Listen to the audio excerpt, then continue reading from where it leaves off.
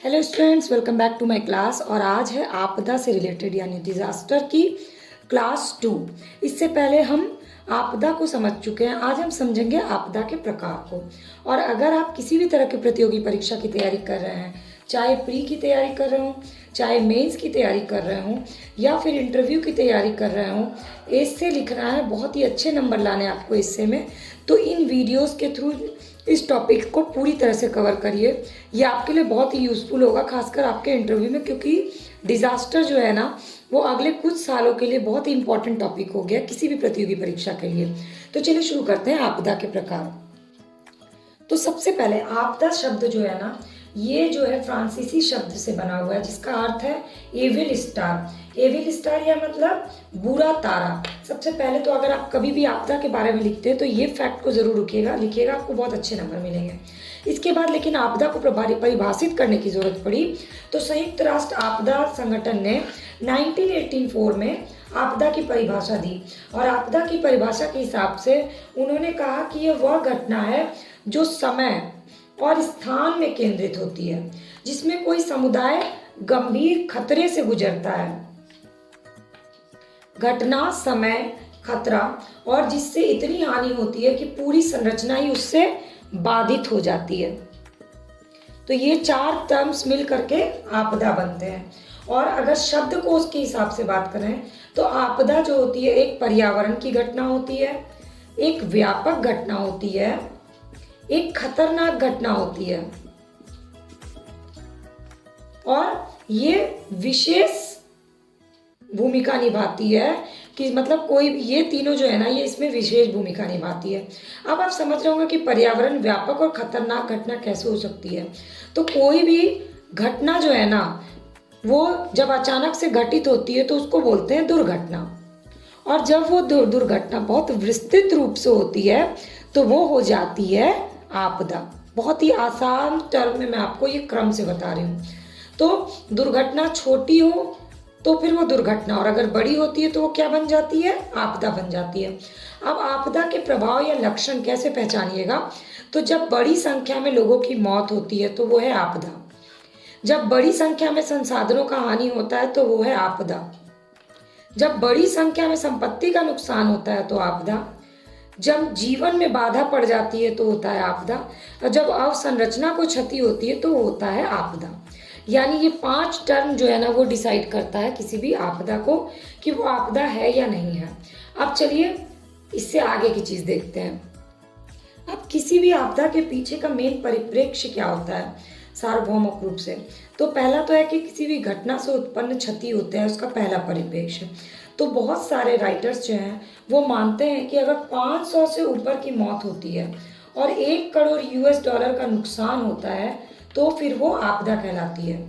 फिर वहीं बीमा कंपनी वाले अपनी तरफ से अलग उदाहरण देते हैं कि अगर 1000 से ज़्यादा मौत होती है तो आपदा होती है। यानी घटना से उत्पन्न क्षति की मात्रा के आधार पर इसके भाग बांटे गए हैं कि क्षति जन और धन की कितनी हो रही है। ये है पहला, ठीक है। अब दूसरा है विशेष परिस्थिति। विशेष परिस्थिति क्या होती है, एक तो ईश्वर द्वारा जो परिस्थिति होती है, इसको बोलते हैं कि भगवान ने हमें दंड दिया है इसलिए ये आपदा आई है। तो जो घटना अनायास से उत्पन्न हो जाए वो आपदा कहलाती है, जिसको हम बोलते हैं ये ईश्वरीय संकेत है। कुछ ऐसी घटनाएं होती हैं जो बार बार आती हैं, जैसे कि बाढ़। इसमें भी ईश्वर का संकेत नहीं होता है, इसमें मानव का भी योगदान होता है, लेकिन कुछ ऐसी घटनाएं आकस्मिक होती हैं जिसे हम ईश्वरीय पनिशमेंट मानते हैं। तो ये होती है विशेष परिस्थिति। तीसरा होता है सामाजिक व्यवस्था के लिए संकट। अब सामाजिक व्यवस्था के लिए संकट, जैसे मानव निर्मित आपदा जो होती है ना, वो मानव त्रुटि के कारण होती है। अगर मनुष्य से कोई गलती हो जाती है, उस कारण से जो घटना घटती है वो होती है मानव त्रुटि। जैसे कि कोई युद्ध चल रहा है, उसमें नाभिकीय संयंत्र का इस्तेमाल करना, आतंकवादी हमला होगा, उसमें बहुत सारे जन और धन की हानि हुई, ये सब मानव त्रुटि से उत्पन्न होता है और ये सामाजिक व्यवस्था के लिए संकट होते हैं। और इसके अलावा गैर कृषि योग्य भूमि में आपदा नहीं होती। क्यों? क्योंकि वहाँ पे कोई मानव होता ही नहीं है। तो अगर ऐसी कोई भूमि है जहाँ पे कुछ ऐसा चीज़ हो जाए, घटना घट जाए, तो वो आपदा नहीं कहलाएगी, क्योंकि ना तो वहाँ धन की हानि हुई, ना ही वहाँ जन की हानि हुई, क्योंकि वो भूमि जो है वो धन तो हमें दे ही नहीं रही थी और वहाँ कोई जन रहते नहीं थे, ना तो धन और जन दोनों की हानि नहीं हुई। तो ये जो है ना सामाजिक व्यवस्था के लिए संकट हुआ ही नहीं। अब आपदा एक मनोवैज्ञानिक और मनोसामाजिक घटना भी होती है और ये बहुत सारे समुदाय को मनोवैज्ञानिक रूप से प्रभावित कर देती है, क्योंकि उस समुदाय की योग्यता कितनी है उसका फर्क पड़ता है। अगर अनएजुकेटेड जगह कोई आपदा आती है तो वहाँ के लोग उसको हैंडल नहीं कर पाते हैं। अब जैसे अभी ही जो वायरस आया तो सरकार को जगह जगह पे प्रचार करना पड़ा वायरस से बचने के उपाय, जिसमें से भी शहरी क्षेत्रों के लोगों ने उस उपाय को फॉलो किया और जहाँ पर एजुकेशन की कमी थी उन लोगों ने इसकी गंभीरता को समझा ही नहीं और उसको फॉलो नहीं किया। तो ये होता है समुदाय की योग्यता पर भी निर्भर करता है आपदा का स्तर।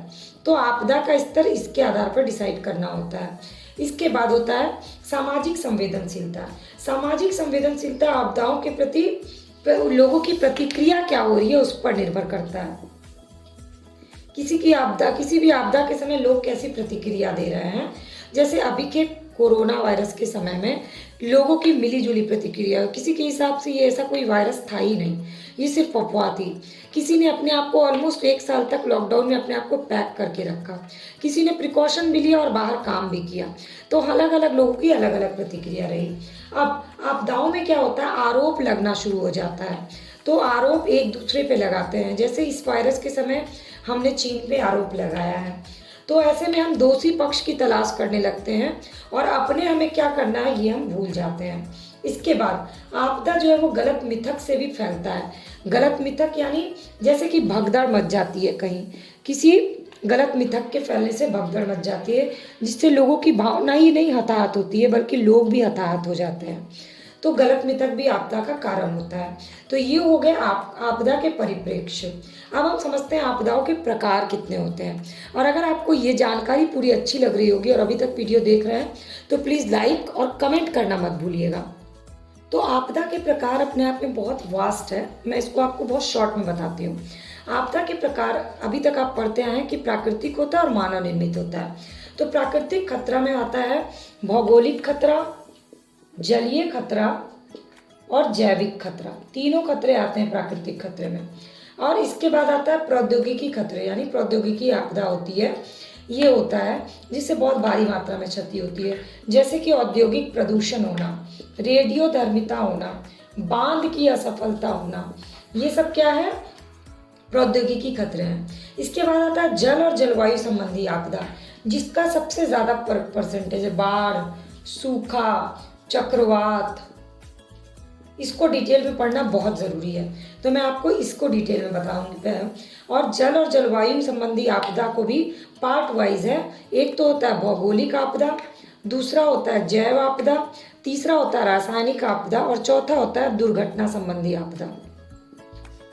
ठीक है, तो भौगोलिक आपदा में आपका आता है भूकंप, मिट्टी का बहाव होना, समुद्र अपरदन होना। जैविक आपदा में आता है आपका महामारी, पशु महामारी। रासायनिक आपदा में आपका आता है खदान में आग लगना। और दुर्घटना संबंधी आपदा में है रेल परिवहन जैसी दुर्घटना होना। तो सबसे पहले करते हैं प्राकृतिक आपदा में जलीय खतरा। अब ये जलीय खतरा क्या है, जलीय खतरा यानी जल से जुड़ा। तो सबसे पहले आप लिख लीजिए बाढ़, मलबा, चक्रवात, तूफान, सूखा, मरुस्थलीकरण भी आपका जलीय खतरा में ही आता है, हिमपात होना। इसके बाद आता है भूवैज्ञानिक खतरा।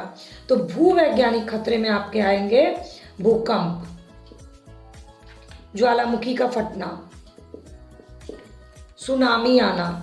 ये तीनों बहुत इंपॉर्टेंट है, इसको थोड़ा डिटेल में पढ़िएगा तो आपको लिए बहुत ही यूजफुल होगा ये।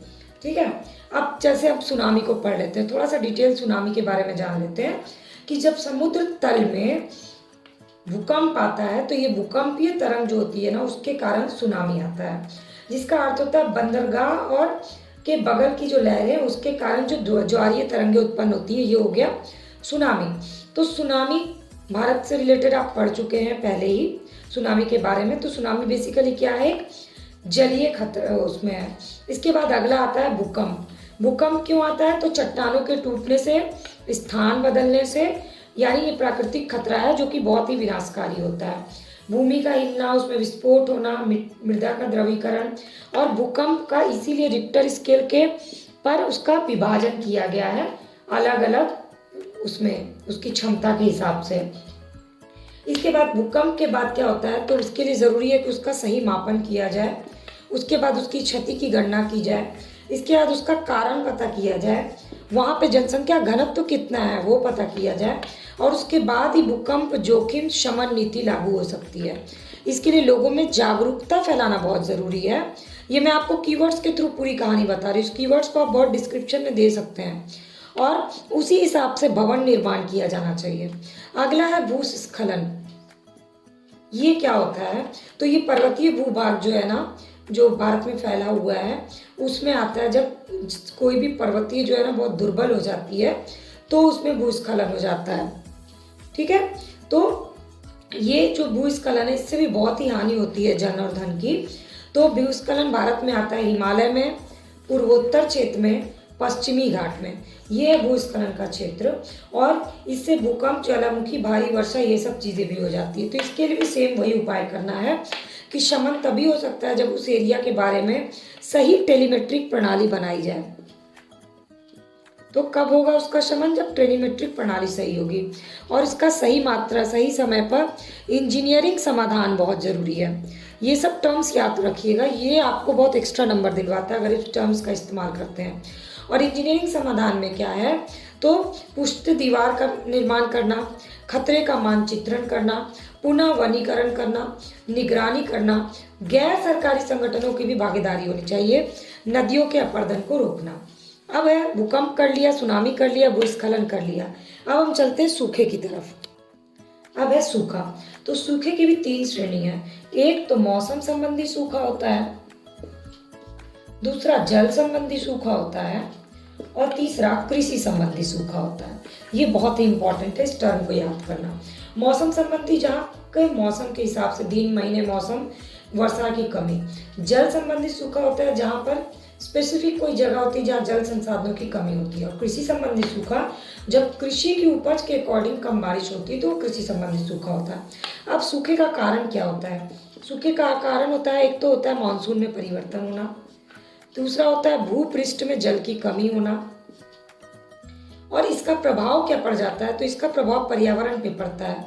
पीने की पानी की कमी हो जाती है, सिंचाई के पानी की कमी हो जाती है, और इसका प्रभाव, दूसरा प्रभाव होता है आर्थिक, क्योंकि हमारी कृषि उससे प्रभावित हो जाती है, पशु उससे प्रभावित होते हैं। तीसरा प्रभाव होता है सामाजिक, हर चीज़ का, सारे एस्पेक्ट का प्रभाव होता है। तो पूरे मानव जीवन की हानि होती है, जैसे कि गर्मी बढ़ जाती है, आत्महत्याएं बढ़ जाती हैं, भूख से लोगों की मौतें बढ़ जाती हैं, और लोग अस्वस्थ रहने लगते हैं। इसके बाद होता है खाद्य पदार्थों की कमी हो जाती है। तो इसके लिए क्या करना चाहिए, तो सूखा प्रबंधन करना चाहिए। और ये शुरू हुआ 1878 से, प्रथम दुर्भिक्ष आयोग जब बनाया गया। तो ये कुछ फैक्ट्स जो है ना वो आपको लिखना बहुत ज़रूरी होता है। प्रथम दुर्भिक्ष आयोग 1878 में बनाया गया, और इसी से तब से सूखा प्रबंधन इसका यहाँ शुरू हुआ है।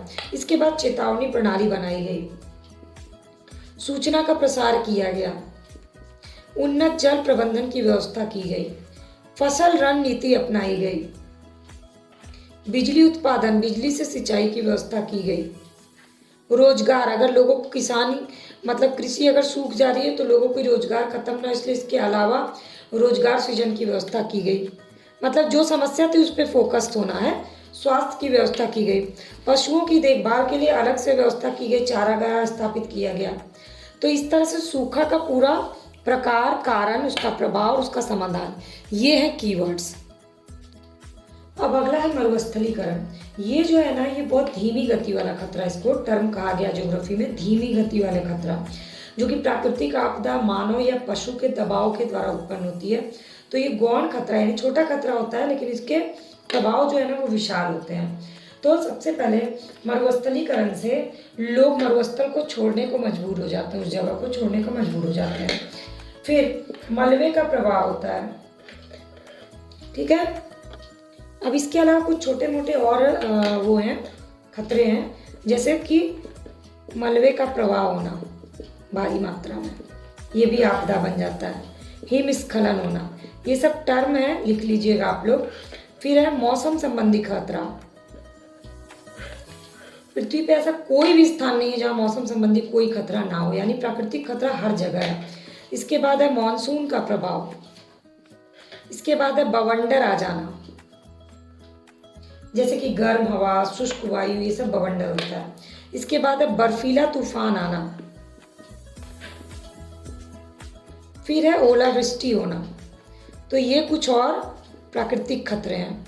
अब हम चलते हैं अगले टॉपिक पे। अगला टॉपिक है हमारा चक्रवात, जो कि बहुत ही इंपॉर्टेंट टॉपिक है, चक्रवात को समझना।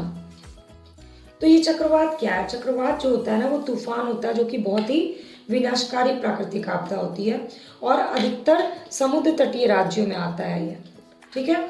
और भारत में चक्रवातों की ज़्यादा संभावना होती है क्योंकि भारत का आधा एरिया क्या है, समुद्र से छुपा हुआ है, घिरा हुआ है। तो इसमें क्या होता है कि आंधी आती है, बारिश होती है और तूफानी लहर आती है, तीन चीज़ एक साथ आ जाती है। तो ये ज़्यादा विनाश करता है और ये ज्वारीय लहर के रूप में आती है, ठीक है। तो चक्रवात प्रभावित क्षेत्र में जल जमाव के कारण बाद में रोग और महामारी भी फैलती है। तो तत्काल तो जीवन और पशुधन को नुकसान होता ही, इमारतों को हानि पहुंचती है, लेकिन इसके आफ्टर इफेक्ट भी बहुत होते हैं। तो इसके लिए तो क्या क्या इफेक्ट हुए मैंने बता दिया। अब इसके लिए शमन रणनीति बनाई गई। शमन रणनीति में पहले से चेतावनी दे दी जाए, क्या स्तर आने वाला है ये पता होना चाहिए। समुद्र के पास वनीकरण शुरू हो, वहाँ पर लोगों को आश्रय न दिया जाए, समुद्र के किनारे सही तरह से सेतु का निर्माण किया जाए, बेहतर तैयारी की जाए समय से पहले उनको वहाँ से हटाने के लिए। और इसके लिए विशेष चेतावनी बुलेटिन तैयार की जाने लगी और जो भी समुद्र तटीय राज्य हैं इसमें विशेष चेतावनी केंद्र स्थापित किए गए। इसके अलावा हमें ज़रूरत है गैर संरचनात्मक उपाय करने की। अब गैर संरचनात्मक उपाय में क्या है? पेड़ पौधे लगाना, यानी वृक्षारोपण करना। इसके बाद चक्रवात की इससे कमी हो जाती है। अगर जहाँ पे वृक्षारोपण होता है तो मिट्टी में अपरदन नहीं होता, मिट्टी कटाव नहीं होता है। इसके बाद पोस्टर लगवाना, पर्चे बंटवाना, ताकि चक्रवात से रिलेटेड जानकारी लोगों को हो, जागरूकता फैले। अब संरचनात्मक उपाय में क्या होता है? संरचनात्मक उपाय निर्माण से जुड़ा है ताकि वहाँ का निर्माण मजबूत हो, भवन को की एक संहिता होनी चाहिए कि कैसा भवन बने। तो ये हो गया चक्रवात से निपटने का उपाय। इसके बाद आते हैं हम बाढ़ पे। बाढ़ जो कि देश में हर बार घटित होती है, हर बार होती है घटना, नदी से आती है बाढ़। इसके लिए भी बाढ़ का मुख्य कारण क्या है? वर्षा। और देश की कुल वर्षा का 80% से 3 से 4 महीने में हो जाती है और जिसके कारण बाढ़ आ जाती है। नदी में जल जमाव हो जाता है, जल निकास सही तरीके से नहीं होता है। इसके कारण क्या होता है? विकास कार्य में बाधा पड़ जाती है। तो बाढ़ के लिए भी तरह तरह के उपाय करने की जरूरत है। इसके लिए भी संरचनात्मक और गैर संरचनात्मक। तो संरचनात्मक और गैर संरचनात्मक मिलाकर क्या है? बांध बनाना, जलाशय बनाना, इसके अलावा उसको रोकना, नहर बनाना, जल निकास की सुविधा सही करना, बाढ़ के पानी का दिशा बदलना, ठीक है। तो ये सारे हो गए बाढ़ को रोकने के उपाय। तो ये सारे जो है ना प्राकृतिक आपदा के कारण हैं, प्राकृतिक आपदा के प्रकार हैं, प्राकृतिक आपदा का क्या प्रभाव पड़ता है और किस तरह से उसको हम कोशिश कर सकते हैं रोकने की। ये एक प्राकृतिक आपदा से रिलेटेड। अब जो अगला करेंगे वो हम लोग करेंगे मानव निर्मित आपदा। तो ओवरऑल आज के उसका सारांश क्या है कि प्राकृतिक आपदा पूरे विश्व में कहीं भी ऐसा नहीं है जहां प्राकृतिक आपदा से वो अछूता रहे। दूसरा, प्राकृतिक आपदा एक सतत आपदा है, कभी ना कभी हमेशा आती रहती है और ये सतत विकसित भी होती रहती है। इसके अलावा इसका प्रभाव बहुत विशाल होता है और ये सिर्फ जन को ही नहीं प्रभावित करती है, पशुओं को भी प्रभावित करती है, जैसे कि जंगल में आग लग जाना। तो इसमें कोई फिक्स क्राइटेरिया नहीं है प्राकृतिक आपदा के कि किसको प्रभावित करेगी और ये विकसित और विकासशील दोनों देशों में होती है। तो कंक्लूजन में आप इसको लिखिएगा तो बहुत वास्ट चीज़ों को आप समराइज करके कंक्लूजन में लिख सकते हैं। तो ये हो गया प्राकृतिक आपदा से रिलेटेड आपका पूरा एक टॉपिक तैयार। अच्छी लगी होगी वीडियो तो प्लीज़ कमेंट करिएगा, अपने फ्रेंड से इसको शेयर कर लीजिएगा और सब्सक्राइब बटन को क्लिक कर लीजिएगा ताकि रोज़ की वीडियो अपडेट आपको फ्री ऑफ कॉस्ट